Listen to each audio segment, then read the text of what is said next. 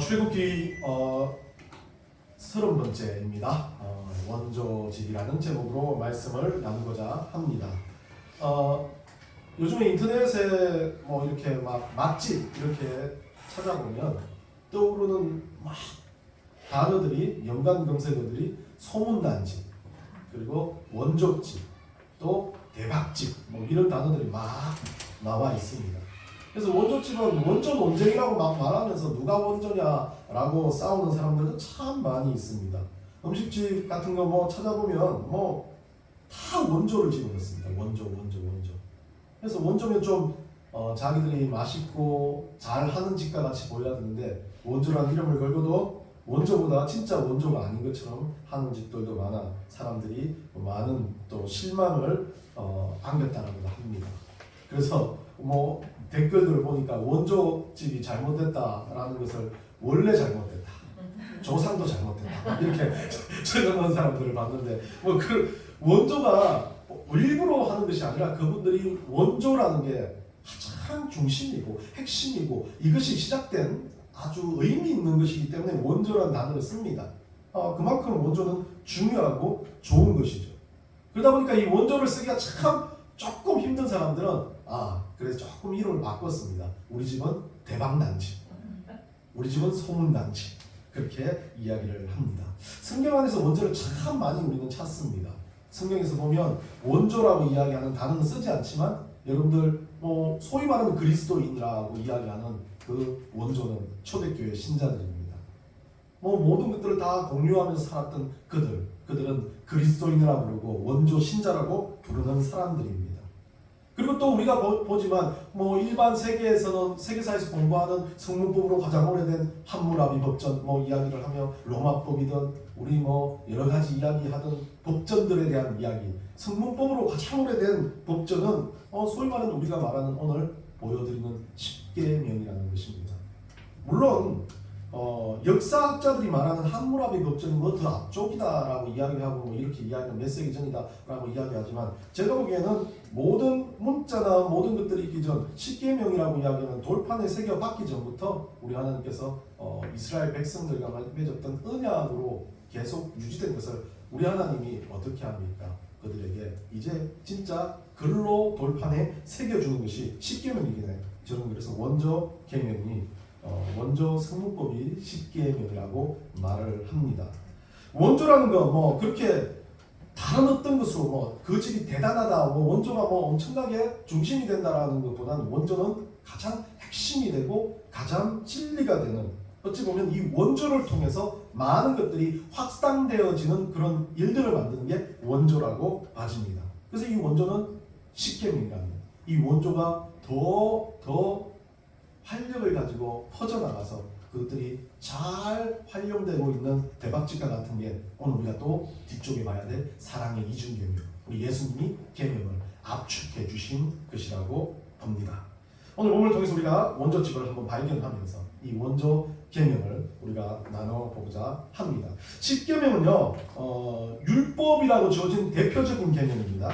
그래서 율법이라고 말하는 건 지켜야 될 어떤 우리가 말하는 오늘날 법전에서 말하는 신호등을 지키고 뭐 벌금을 내지 않게 지키는 그런 일들과 똑같은 효력을 가지고 이스라엘 민족들에게는 이것을 지키지 않으면 그대로 도움을 받는 그런 법전이었습니다. 그러다 보니까 이 율법 같은 경우는 과거에 있던 일들을 그들의 삶에서 필요한 것들, 그들의 삶에서 가장 핵심적으로 여겨야 될 것들을 적어 놓았던 것입니다.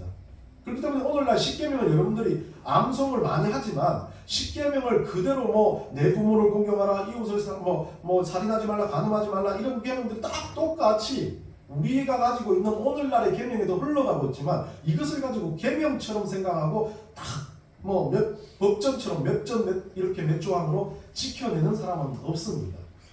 왜냐하면 그 시대로는 이만큼 계명이 단순해도 지킬 수 있고 사회생활이 유지됐습니다. 근데 오늘날처럼 악성 댓글에 대한 부분은 없습니다.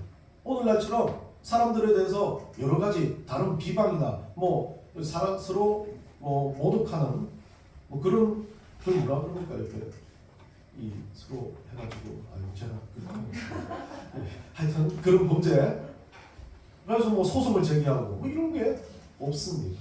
그러다 보니까 이 그들은 아주 압축되고 기본적인 법규로 있었기 때문에 이 법규를 잘못해서 막 십계명을 그대로 지킨다? 예, 지키는 게 맞죠. 당연한 건데 이거는 지켜져야 될 일인데 그래서 십계명과 함께 나오는 율법들이 막 세부 율법 조항들이 나오는데 그것까지 다 지킨다 하는 사람들을 봤습니다. 예, 물론 좋아요. 할 수만 있다. 그런데 그 사람들은 그게 꼭 약간의 율법주의가 되는 경우가 많이 있다는 겁니다. 제가 아는 후배 중에 한 명이 그랬습니다. 자기는 절대 성경에서 말한 것처럼 비늘 없는 물고기를 먹지 않겠다. 그래서 제가 그 친구하고 어쩌다가 이 횟집을 한번 갔는데 죄송해요. 사이드 메뉴라. 그날따라 사이드 메뉴로 장어 무침, 이게 장어를 묻혀놓은 걸 나왔는데 이 장어 무침이 아닌 것처럼 아주 얇게 이렇게 좀 토막처럼 썰어가지고 나왔는데 이 친구가 좀 장어인 줄 알겠는데 토국찜을 먹더라고요. 맛있게 꼭꼭 씹어서 먹는데 그것이 네가 율법을 어긴 거다 라고 이야기할 수 있겠습니까? 이 꼭 그런 거죠. 구약의 율법은요 그 시대의 율법이었습니다. 그 시대는요 왜? 의술이 발달하지 않았기 때문에 우리가 말하는 비늘 생선 외에 이 진흙탕이나 어떤 세균들이 많은 뱀 종류가의 생선들은 상당히 먹고 탈환하는 경우가 많았을 거라는 거죠. 뭐 그런 과학적인 이야기도 있겠지만 물론 하나님께서 주어준 의미가 있을 겁니다. 물론 그렇지만 그 시절에 맞는 법규라는 거죠. 오늘날은요 예수님 시대가 벌써 바뀌고 예수님이 아주 통쾌하게 바꿔주시는 게 사도 바울이 그랬잖아요. 네가 믿음으로 그것을 먹을 수 있으면 상가집에 가서도 먹으라 라고 이야기하는 것처럼 똑같은 거예요.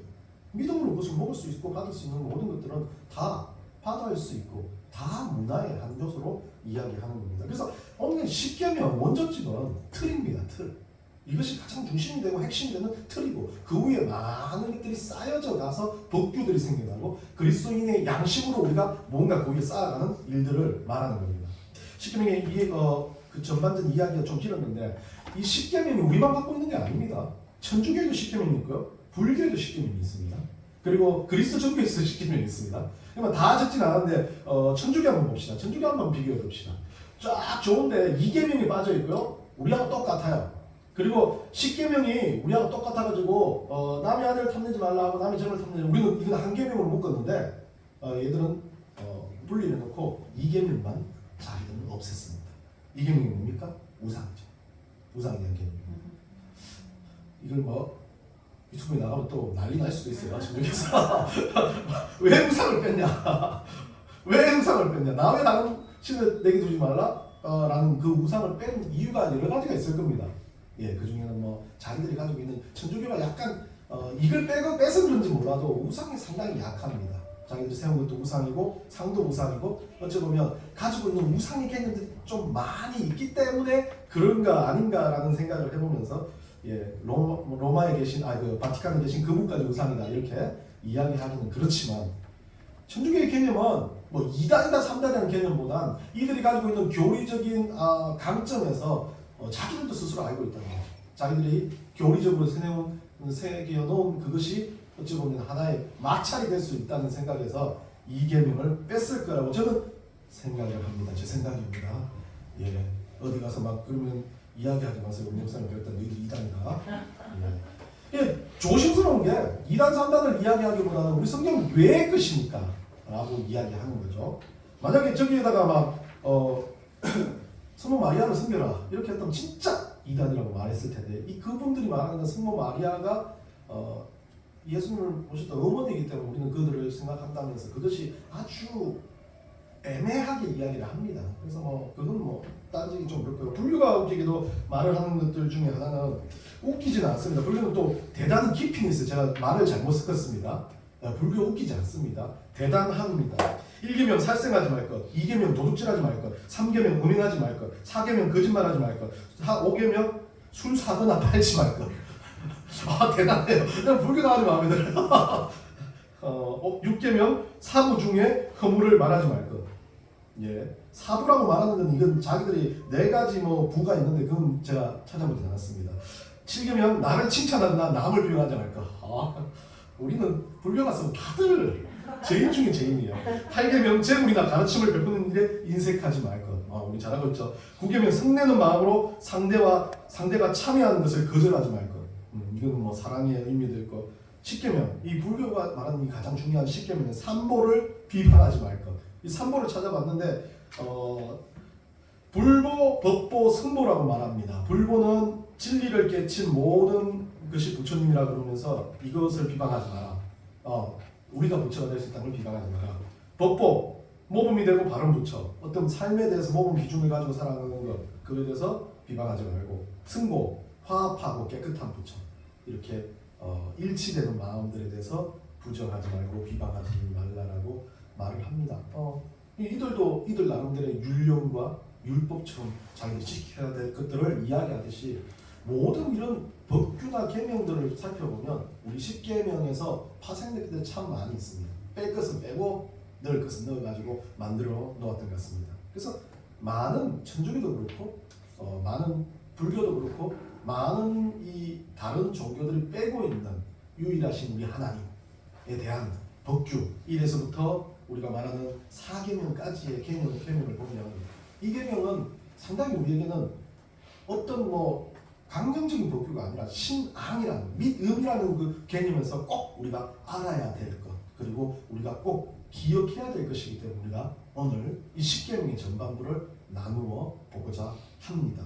이런 계명들의 원조집, 우리 십계명의 가장 맛집이고 가장 원조라는 이유가 다른 뒤의 계명보다는 앞의 계명이라는 생각을 하면서 말씀 속에 있는 부분을 나눠보고자 합니다. 그래서 오늘 제가 여러분하고 말씀을 나눈 게 전반적인 개념, 전반 개념까지입니다. 11절까지.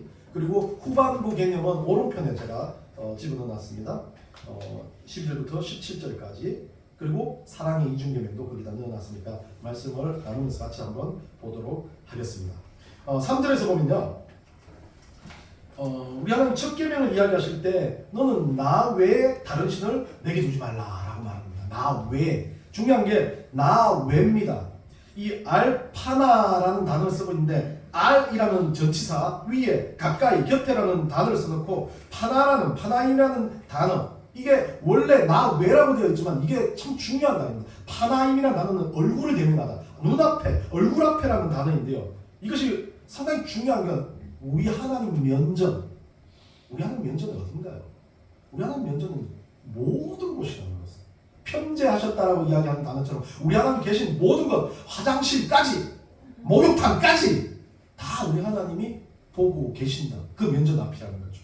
그래서 이것에 대해서 상당히 강조를 하는 게 이 헬라어에 와서는 코람데오라는 단어를 씁니다. 하나님 앞에서. 이것도 면전 앞이에요. 숨을 때가 없다는 거죠. 결국 우리 하나님은 뭐라고 말하냐면 나 외, 내 얼굴에서 보이는 것 외에 왜 신을 둬도 되는데 내 얼굴 앞에 걔들이 있지 말게 해라 라는 거죠. 하나님 면전 앞에서, 하나님 앞에서. 결국 얼굴 앞에서 하면 하나님 앞에서 우리가 가지는 모든 것들, 하나님 외의 것들, 우리가 관심을 가지는 모든 것들이 어쩌면 하나님보다 더 가까이 있다고 생각되어지는 것들, 하나님 얼굴 앞에 내가 있는 것이 아니라 내가 조금 더 멀리 하나님에서 멀어져서 그것과 가까이 있다고 생각되는 모든 것들이 우리 하나님은 두지 말라고 이야기하는 거죠. 두지 말라고 이야기하는 것은 그것을 어떻게 해요? 제거해라, 던져버리라는 이야기로 들려지는 겁니다. 첫 번째, 그러면 하나님 왜 다른 신을 두지 말라?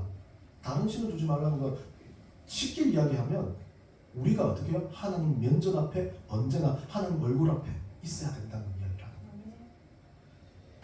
2절에, 4절에 가서는요, 이제 2계명입니다. 1계명의 연장선상이에요. 그러니까 하나님 앞에 있어야 될, 하나님 얼굴에 면전 앞에 있어야 될 우리가 우상을 만들게 되는데, 우상을 만드는 건 쉽게 말하면 하나님, 제가 말한 것처럼 하나님 얼굴 앞에서, 하나님 앞에서 조금씩 멀어지면 가까이 두는 게 있을 거 아닙니까? 하나님 왜? 돈이 될 수도 있고 욕망이 될 수도 있고 내가 즐기는 어떤 요소일 수도 있고, 그런 것들이 하나님 왜 가까워지는 모든 것들을 가지고 뭐라고 하는데 2절에서는 우상이라고 말합니다. 새긴 우상이라고 말하고 있습니다. 자, 2절에서 뭐라고 하냐면 하나님 면전에서 멀어지는 것들에 대한 그 이야기를 하고 있는데, 그 멀어진 것이 새긴 우상이라면 이 우상을 새기기 위해서 어떻게 해야 돼요? 하나님으로부터 멀어져서 그 우상 쪽으로 가까이 가야 된다는 거죠. 결국 우상은요, 하나님을 멀게 만드는 모든 것들입니다. 욕망도, 욕심도, 이성도 우리가 만드는 새긴 우상을 만들어내는 겁니다. 이 새긴 우상으로 번역된 이 베셀이라는 단어는요, 돌들을 자르다, 새기다, 잘라, 만들다라는 파셀이라는 단어에서 유래가 된 건데요. 우리 한글 성경에서는 그렇게 만들지 말고라고 되어 있지만 이 히브리어 원전에서 로라는 단어를 붙입니다. 이 부정사 로는 쉽게 말하면 그냥 금지가 아니라 아예 그거 하면 안 돼. 절대 금지를 이야기하는 겁니다. 뉘앙스로 봐서는 어떤 명분, 어떤 목적으로도 결단코 만들지 말라라고 말하는 겁니다. 결단코 하나님의 면전에서 하나님 앞에서 멀어지지 말라고 안간힘을 쓰라고 이야기하는 겁니다.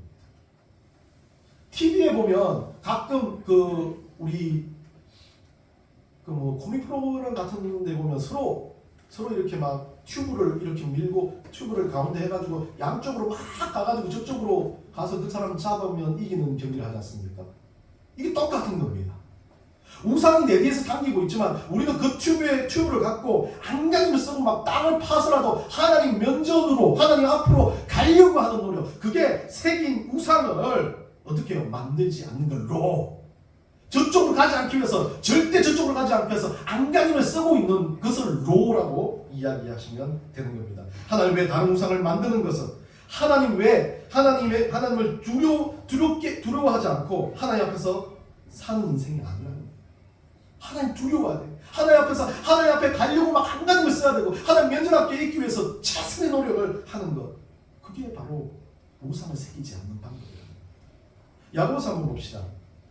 야고보서 1장 15절 우리 한번 읽어봅시다. 시작. 욕심이 잉태한즉 죄를 낳고 죄가 장성한즉 사망을 낳느니라. 그 모든 것들에요 뭐가 있습니까? 하나님 면전에서 벗어나려고 하는 게, 오늘 성경 야고보는요 욕심이라고 말합니다. 욕심. 내 욕심 때문에 벗어나려고 해요. 하나님 없이 살려고 하는 게 내 욕심이라는 겁니다. 그 말은 다른 말로 하면 내 이성, 내가 가지고 있는 생각, 내가 가지고 있는 틀이 더 중요하다는 겁니다. 내 환경이 중요하다는 겁니다. 그러다 보니까 뭐를 해요? 하나님 외의 것들에 조금 관심을 가지다가 어느 순간 그것이 새긴 우상으로 만들어져 버린다는 겁니다. 어쩌면 우리 인생은 이 우상들 앞에서 뭐 하고 있습니까? 오늘 다음 연결되는 말입니다. 그 우상들을 5절입니다. 그것들에게 절하지 말며 그것들에게 섬기지 말라라고 합니다. 우리는 오늘 이 우상들에게 절하고 있고 이 우상들을 섬기며 살아갑니다. 이 절한다는 단어가 참 중요한 단어이긴 한데 타흐헤라는 단어, 티시타흐헤라는 단어를 쓰고 있지만 이건 그냥 엎드리고 경배하고 복종한다는 의미를 가지는 겁니다. 이것은 단회적일 수 있습니다. 이 절하는 건. 그런데 이 절하는 것보다 더 무서운 게, 우리는 절하는 게 엄청 무섭다고 생각하지만 뒤에 단어입니다. 섬긴다라는 단어인데 타우브데. 이 섬긴다는 건 맹목적으로 일의 이해가 아니라 계속해서 그것에 대해서 빠져 있다는 겁니다. 여러분, 습관적으로 반복적인 행위입니다. 여러분들 죄를 짓고 주님 앞에 와서 일주일을 죄를 회개하기도 하고 또 주님 앞에 정말 주님 잘못했어요 라고 이야기하는 그 모든 것들이 반복되어진다면 그건 타우브뎀이라고 말합니다. 그것이 바로 뭐하는 겁니까? 우상을 세우는 겁니다. 참 무서운 말씀입니다.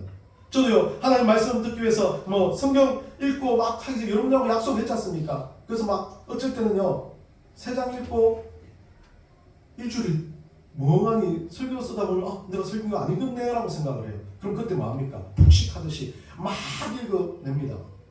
그러면서 읽다가 뭐합니까? 다음 주까지 읽어야지 라고 해가지고 막 읽어요. 그 다음 주 어떻게 합니까? 놀아도 돼. 이게 꼭 우리는요 습관적으로 이렇게 하는 거야. 하나님과의 말씀으로 만나고 하나님 앞에 기도하고 만난 건 하나님과 나의 약속이었지 않습니까? 약속을 어떻게 해요? 우리 하나님께서 뭐 하라고요? 앞에서 우리가 하나님과 약조한 것을 계속해서 지켜나간다는 거잖아요. 하나님께서 우리의 이스라엘 민족하고 세웠던 언약들을 지켜나가라고, 보존하라고 이야기하지 않습니까? 근데 우리는 그것을 보존하지 못하고 있는 거죠. 뭐 때문에요? 내가 바꾼다는 핑계? 뭐 때문에요? 내 생각이 어렵다는 핑계? 뭐 때문에요? 내가 살아가는 게 힘들다는 핑계가 어느 순간 그것들을 멀리 만들어서 안 하기 시작하면 보지도 않습니다. 몸이 아파가지고 지난번에 계속 갔다 오니까 새벽에 나온 게 들쑥날쑥한 겁니다. 오늘 좀 아파서 쉬어야지. 오늘 좀 어려우니까 쉬어야지. 여러분들은 모르죠. 그렇게 하다 보니까 어느 날 저도 모르게 습관적으로 알람을 끄고 있습니다. 일어납니다. 알람 끄고 자는 거예요. 아이고 십자가로 제가 이런 거 또 잘못 믿는 사람들 하지마 십자가 맞았지. 그러니까 그렇게 생각하는 사람 얼마나 많아요. 이단들이 정말 좋아요. 그래서 지금 십자가를 때렸습니다. 막 이렇게 하면 되잖아. 근데 여하튼 이 핑계 저 핑계 우리 주님 앞에서 가지고 있는 핑계들이 자꾸 늘어나기 시작하면 그것이 바로 우상을 새기는 작업이에요. 너무 많이 하면 싫어할 것 같아서 세 번째로 넘어갑니다. 세 번째는 7절에 나와 있는 세 번째 계명입니다. 너는 내 하나님 여호와 이름을 망령되이 부르지 말라. 부르다. 중요한 건 우리 하나님을 우리는 망령되이 부르지 않지 않습니까? 우리 하나님 이름 부르는 게 정말 간절할 때 우리 하나님 앞에 원하기도 하고 또 때로는 하나님 앞에서 우리가 살아가면서 하나님 이름을 부른다는 게 뭐 망령되게 부르기는 참 어렵지만 여기서 부른다는 이 티사는 들어올리다, 맹세하다, 가지다라는 나사의 의미에서 나왔습니다. 그러다 보니까 뭐예요? 하나님 앞에 우리가 기도하면서 들어올릴 순간 그런 것도 부르는 게 되고요. 우리가 하나님 앞에 언약으로 하나님 앞에 약속하고 맹세하는 것도 부르다가 될 수가 있고요. 우리가 하나님 앞에서 무언가를 풍족하게 우리 삶에서 뭐예요? 누리는 것까지도 이것도 하나님 부르는 의미가 된다는 거죠. 그러면 그것을 어떻게 해요? 망령되게 라사웨이라는 단어를 쓰고 있는데 라사웨이라는 단어가 사악, 범죄, 가난, 거짓, 허위, 허무라는 뜻이죠. 쉽게 보면 이것들이 다 악한 것, 잘못된 것, 욕망과 욕심으로 의해서 쓰여졌다면 그것을 하나님 이름 망령되이 부르는 거라고 말합니다. 쉽게 말하면 그런 거죠. 우리는요 살아가면요 범죄에 하나님 이름 안 씁니다 라고 생각하지만 생각해 보십시오. 하나님 이름을 부르면서 뭐를 말합니까? 하나님 이거 해주세요. 안 해줬어요. 하나님 왜 나한테만 이래요? 제가 정말 잘하는 겁니다. 왜 나는 비교하면서 저기 앞에 어느 목사님은 29일날 임직식 한다는데 장로님을 2분이나 세운다는데 왜 나는 옆집은 막 지금 24평 살다가 40평을 이사 간다는데 왜 나는 옆집은 막 보면 건강해갖고 막 기차와 달리기를 하는데 왜 나한테는 이 모든 것들을 보면요 망령되이가 거기 들어가 있는 거예요. 허무함이 들어가 있고 거기에 뭐가 들어가 있습니까? 범죄 사악은 아니지만 허위적인 욕망적인 나의 근본에 나오는 하나님 의지함이 아닌 내 있음을 의지하는 내 삶을 의지하는 것들이 들어가 있다는 거죠. 그것으로 하나님을 부른다면 그것 자체가 하나님의 이름을 망령되이 부른다는 것을 우리 하나님이 이야기하십니다. 여러분 우리 인생은 어쩌면 하나님께서 인도하시고 하나님께서 이렇게 만들어 가신다고 생각하지만 우리는 한 번쯤 이렇게 망령되이 주님 이름을 불러요. 우리는 한 번쯤 비교하고 질투하기도 하고 한 번쯤은 누군가에 대해서 막 정말 얄미워 죽겠다라고 생각하기도 합니다. 그래서 하나님이 어떻게 해요? 번개라도 확 쳤으면 좋겠다. 그렇게 마음먹은 거 모두 다 하나님의 이름을 망령되이 일컫는 겁니다. 왜 우리 하나님 면전에서 우리는 늘 어때요? 우리 마음까지 다 뚫리고 보고 있는 사람이죠. 부끄럽죠. 그런데도 우리는 어떻습니까? 부끄러운데 또 어떻게 합니까? 꼭 그들을 섬기는 것처럼 타오르dem처럼 계속 반복합니다. 일주일 동안 목사님 말 들으니까 거기에 듣던 거 같고 월요일쯤은 그래도 화요일쯤은 그래도는 모르겠고 되기 싫어 수요일쯤은 불질러볼까 토요일 예배 오기 전까지 예배 보고 딱 때려치고 싶다 라고 바뀌는 그런 인생의 삶이요 반복되는 것은 아니라는 거예요. 우리 하나님을 망령되이 일컫지 않기 위해서 노력하고 이 십계명의 의미처럼 반복 우리 주님 앞에 서기 위해서 노력해야 된다는 거죠. 그러면서 사계명 뒤쪽에 뭐라고 되어 있습니까? 7절 뒤쪽에요. 부르는 자는 죄 없다 하지 아니하리라. 그 이름을 망령되게 부르는 자를 죄 없다 하지 아니하리라 라고 말합니다. 그럼 망령되게 부르는 것 자체 우리가 생각으로 그렇게 하는 것 자체가 죄라고 말합니다. 근데 우리는 죄라고 알고 있습니다. 근데 어떻게 해요? 없다 하지 아니라는 의미는요 죄라고 이야기하는데 걔들이 뭐라고 그거를 하는 사람들이 그 죄에 대해서 망각해버리는 거. 그 죄에 대해서 그렇게 하는 것도 죄라고 생각하고 그것이 대해서 하나님 죄송해요라고 마음이 나와야 되는데 양심에 하인 맞은 것처럼 그것이 죄인 줄도 모르고 계속 살아가서 쌓이면서 어느 순간 그냥 나는 무례한 사람, 나는 나만 아는 사람, 나는 그것에 대해서 아무 생각이 없는 사람, 하나님 없이 사는 사람과 같은 모습으로 바뀌어지는 거예요. 그게 맞는데 일컫는 그런 결과물로 나타난다는 겁니다. 그래서 사계명입니다. 마지막 계명이죠. 하나님과의 가진 계명 중. 이 사계명은요, 안식일을 뭐라고요?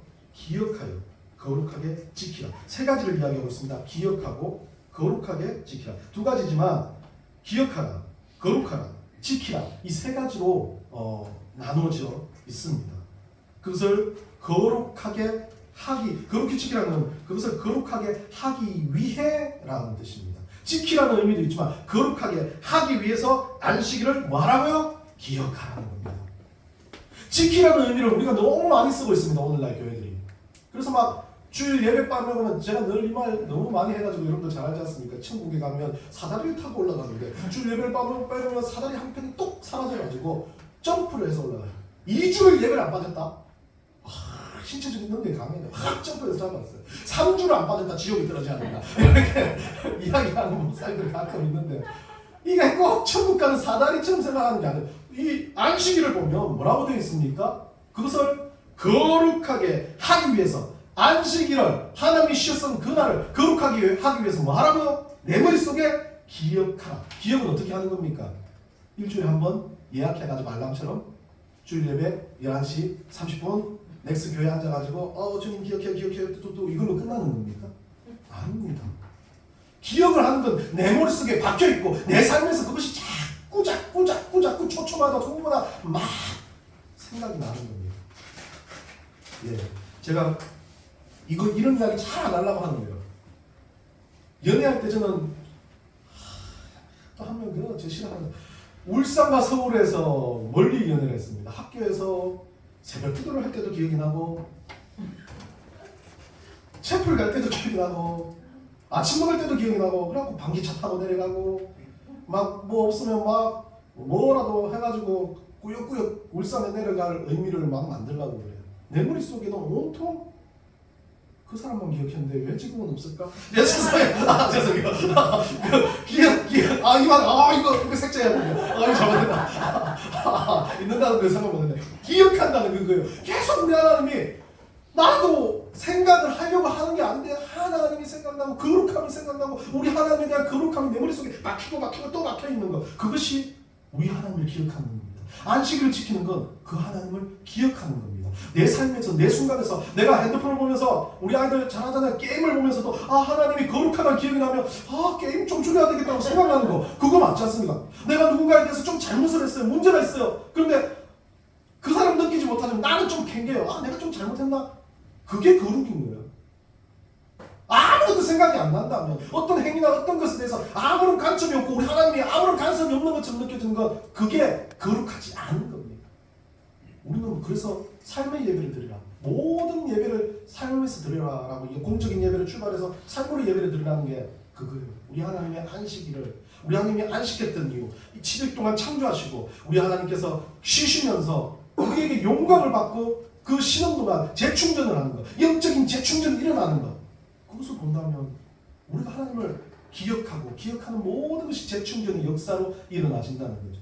어떤 순간인데도 하나님을 기억하는 겁니다. 어떤 순간에서 거룩하기 위해서 기억하라는 겁니다. 어떤 순간에서 그것이 우리 하나님 옆에서 맞냐라는 것을 판단하며 살아가라고 말하는 겁니다.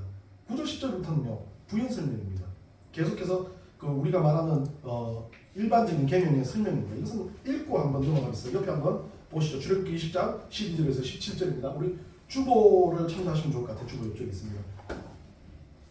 이건 그냥 다 읽고 한번 넘어가겠습니다. 시작. 내 부모를 공경하라. 그리하면 내 하나님 여호와가 내게 준 땅에서 내 생명이 길리라.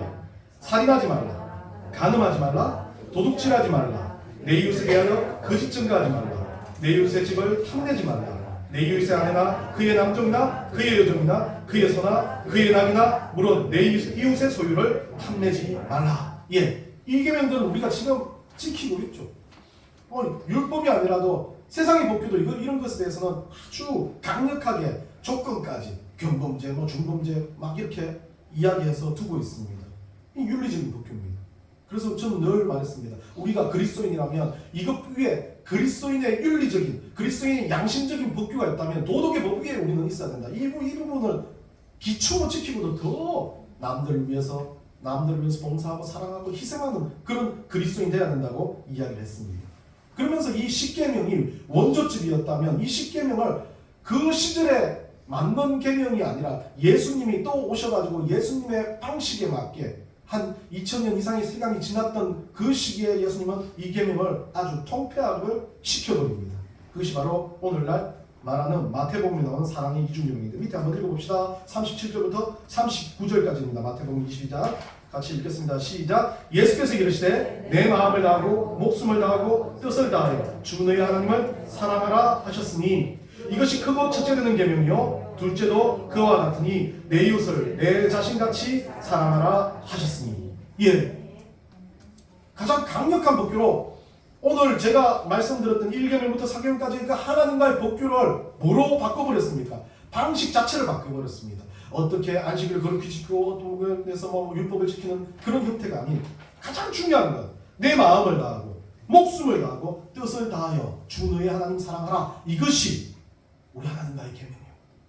그리고 난 다음에 이 5계명부터 6계명까지를 그냥 팍 통폐합시켜. 세상 것들 한번 생각해봐. 막 모든 상황이 바뀌고 모든 것들이 바뀌니까 그럼 그때는 이웃을 내 몸과 같이 사랑하는 것으로 바라봅니다.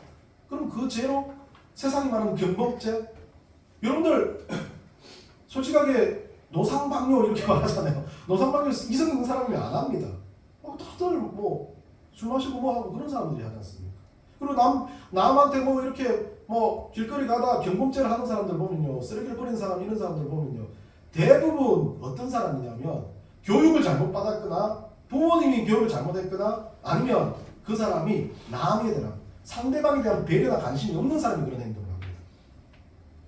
어느 날 우리 수아가 말합니다. 예호가 쓰레기를 딱 버리니까 예호를 또 바라보면서 예호는 지구를 사랑하지 않아. 예, 교육이 됐어요. 그러니까 그걸 버리면 지구가 아파한대. 그러니까 버리지 않아야 된다고 이야기하잖아요. 세상의 방식은 그렇습니다. 근데 우리는 뭡니까? 그리스도인의 방식은 그것보다 더 고차원적입니다. 지구를 떠나서 그리스도인이라면 세상의 법규 외에도 누군가를 사랑해서 버리는 게 아니라 그걸 다시 죽는 것까지 가야 되는 게 그리스도인이 해야 될 이웃사랑의 모습입니다. 그래서 그 중요한 건 마음, 목숨, 뜻인데 요 세 가지만 설명하고 말씀을 마치겠습니다. 마음은요, 영어 성경에는 heart로 되어 있고요. 목숨은 soul로 되어 있습니다.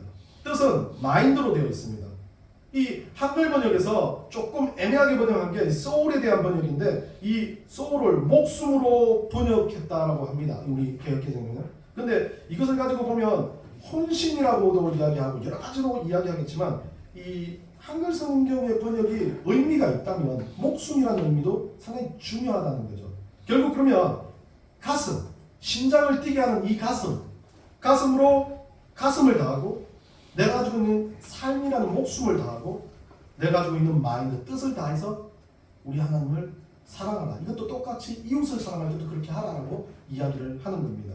쉽게 말하면 심장이 박동할 때마다 하나님께 감사하고 심장이 박동될 때마다 사랑 고백을 하듯이 심장이 그 사람에 대해서 그 사람을 보면 막 두근두근 뛰는 것처럼 무언가 내가 우리 하나님 봤을 때 그렇게 뜨겁게 열정적으로 내 심장이 뛰는 것이 돼야 된다는 거죠. 그게 하나님을 사랑하는 겁니다. 그 다음 뭡니까? 목숨이요. 내 삶을 통해서 내 인생을 걸고 우리 하나님을 내가 죽기 전 천국 가기 전까지 하나님을 그렇게 사랑하는 겁니다. 마지막으로 뭡니까? 뜻을 다하는 겁니다. 이 뜻은 위의 뜻은 어찌 보면 내가 막 아무리 이 뜻이 계속 반복되면서 위의 뜻으로 올라갑니다. 그러니까 저차원적이에요. 이 마인드가 가장 이차원적에서 시작되는 거고 그 다음이 우리가 하는 목숨, 삶을 위해서 끈질기게 가는 거라면 그렇게 갈 때 가슴은 하나님으로 뛸 수밖에 없다는 겁니다. 근데 이 마인드는 중요하게 여러분들 이 고린도전서에 가면 기도에 대한 부분이 나올 때 통성으로 기도할 때라고 할 때 너희들이 마음으로 기도하고 영으로 기도하라고 말합니다. 그래서 마음이라고 말하는 마음이 나오는데요. 이 마음의 기도를 보면 우리가 대부분 통성 기도, 내가 가지고 있는 의지나 생각, 내 뜻이라고 이야기를 합니다. 그러니까 관심, 생각, 내가 가지고 있는 의지까지 포함해서 마음이라고 볼 수 있습니다. 그럼 이 마음, 내가 주님 앞에서 의지적으로 예배드리고 내가 주님 앞에서 정말 성경 보기 위해서 안간힘을 쓰고 내가 주님 앞에서 누군가 사랑하기 위해서 짜증나고 하기 싫은데도 그거 안 하려고 노력하고 그거 바꾸려고 노력하고 살아가는 모든 의지가 있을 때, 모든 그런 마음이 있을 때 내 삶을, 내 목숨을 걸고 하나님을 사랑할 수 있다는 거예요. 목숨을 걸고 사랑하면 당연히 심장을 터질 듯이 우리 하나님을 반응할 수밖에 없습니다. 제가 가장 하나님 앞에 뜨겁게 반응했던, 막 사람들은 입신이다 막 그렇게 하는데 뜨겁게 반응했던 때가 언제냐면 신학교 안 갈 때. 하나님 절대 신학교 보내주지 마세요.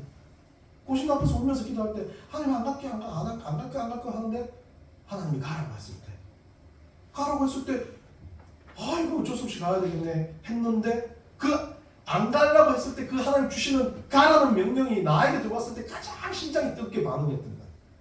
그게 그 마음이 있을 때 뭡니까? 내가 너무 하기 싫고 내가 절대 하기 싫은 것을 우리 하나님은요 목숨 걸고 하게끔 하십니다. 그럼 그때 진짜 반응이 나타나요. 하나님 사랑. 좋아하는 것만 하라면 하나님 반응 안 나타나요. 왜? 그건 당연한 거니까. 싫고 어렵다는 것을 할 때 우리 하나님을 사랑하는 것이 반응할 수 있다는 겁니다. 우리 인생은 어떻습니까? 이 십계명 가운데 우리는 살아가고 있습니까? 이 원조법에 대해서 우리는 의지하고 살아가고 있습니까? 아니면 그냥 나는 내 생각이 좋고 내 마음이 좋고 내 뜻이 좋으니까 내 뜻대로 살고 있습니까?